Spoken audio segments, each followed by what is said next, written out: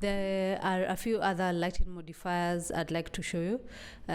One of them is reflector. Or I like to call it the reflector head to just separate it from the 5-in-1 reflector diffuser. So this is how it looks like. This is reflector. It's a bit confusing that it's also called a reflector, but I guess because it's direct light, I guess it's shiny inside. It's also called a reflector.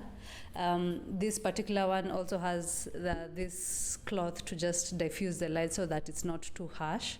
So this is a reflector. Usually to mount it on a stand, I'll use it with a Bowen's mount. This is a universal mount that you'll find a lot of lighting modifiers use this kind of mounts, so that it's easier to just buy a few mounts for the different modifiers that you have.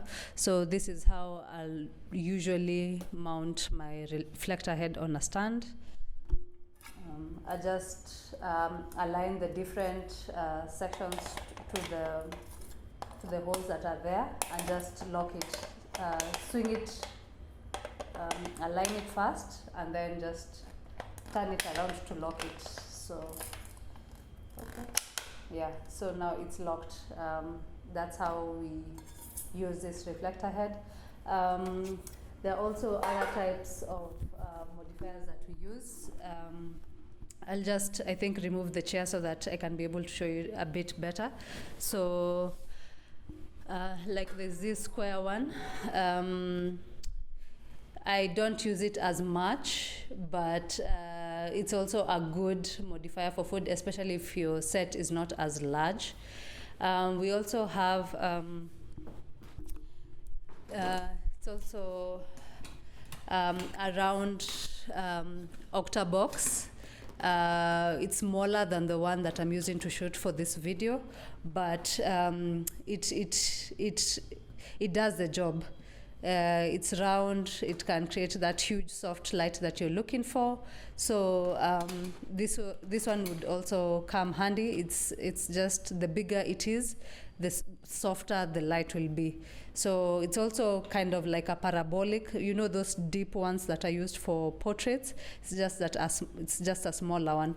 I'd advise you, if you're looking for a round octabox, look for one that's not as deep, but one that's wider rather than deeper. So yeah, I think that just shows you a bit about light modifiers, and it will act as a guide. You can try hiring them out from a local hire shop around where you are. Test them out, see what works before investing in one, or hire a studio so that you can test them out before deciding on where you'll put your money. So but those are the different modifiers that you can use. Just wanted to quickly point them out. For beverage or for product, there are a few other modifiers that I'd like to show you, but I'll get into that for beverage or product photography. Thank you.